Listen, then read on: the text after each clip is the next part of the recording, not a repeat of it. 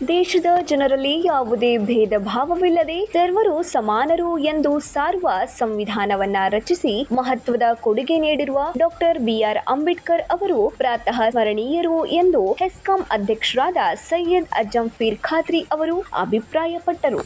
ಏನಿವತ್ತು ಡಾಕ್ಟರ್ ಬಾಬಾ ಸಾಹೇಬ್ ಅಂಬೇಡ್ಕರ್ ಅವರ ನಮ್ಮ ದೇಶಕ್ಕೆ ಕೊಟ್ಟಿರ್ತಕ್ಕಂಥ ಸಂವಿಧಾನ ಅದು ಅತ್ಯಂತ ಶ್ರೇಷ್ಠ ಮತ್ತು ಜಗತ್ತಿನಾದ್ಯಂತ ಯಾವುದೇ ದೇಶದಲ್ಲಿ ಇಲ್ಲ, ಅದು ಭಾರತ ದೇಶದಲ್ಲಿ ಸಂವಿಧಾನದ ಅಡಿಯಲ್ಲಿ ನಾವೆಲ್ಲ ಬದುಕ್ತಾ ಇದ್ದೀವಿ. ಇವತ್ತು ಬಾಬಾ ಸಾಹೇಬ್ ಅಂಬೇಡ್ಕರ್ ಅವರ ಸಂವಿಧಾನ ಇರಲಿಲ್ಲ ಅಂದರೆ ನಾನು ಅಜಂಫೀರ್ ಖಾದ್ರಿಯಾಗಿ ಇಲ್ಲಿ ಭಾಷಣ ಮಾಡ್ತಿದ್ದಿಲ್ಲ, ನೀವು ಕೂಡ ಆಚರಣೆ ಮಾಡ್ತಿದ್ದೀರಿ. ಹೀಗಾಗಿ ಅತ್ಯಂತ ಒಂದು ಶ್ರೇಷ್ಠವಾದ ಸಂವಿಧಾನವನ್ನು ನಮ್ಮ ಎಲ್ಲ ಭಾರತೀಯರಿಗೆ ಕೊಟ್ಟಿರ್ತಕ್ಕಂಥದ್ದು ಅದು ಎಂದಿಗೂ ಮರೆಯಲಿಕ್ಕೆ ಸಾಧ್ಯ ಇಲ್ಲ.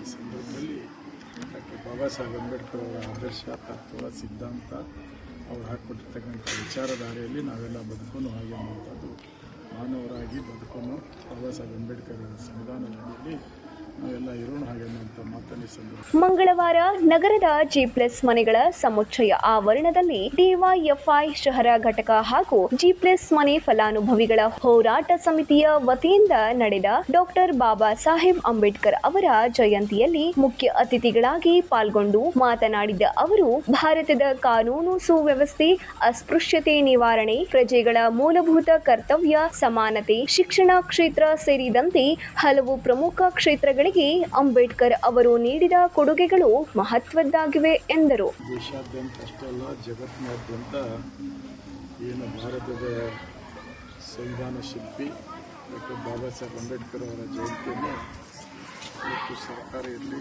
ಮತ್ತು ಅನೇಕ ಡಾಕ್ಟರ್ ಬಾಬಾ ಸಾಹೇಬ್ ಅಂಬೇಡ್ಕರ್ ಅವರ ಅಭಿಮಾನಿ ಬಳಗ ಭಾರತೀಯರು ಎಲ್ಲರೂ ಸೇರ್ಕೊಂಡು ನಾವು ಮಾಡ್ತಾಯಿದ್ದೀವಿ. ಇಲ್ಲೇ ಕೂಡ ನಾವು ಆಚರಣೆ ಮಾಡ್ತಾಯಿದ್ದೀವಿ. ಭಾಳ ಸಂತೋಷ ಆಗ್ತಾಯಿದೆ.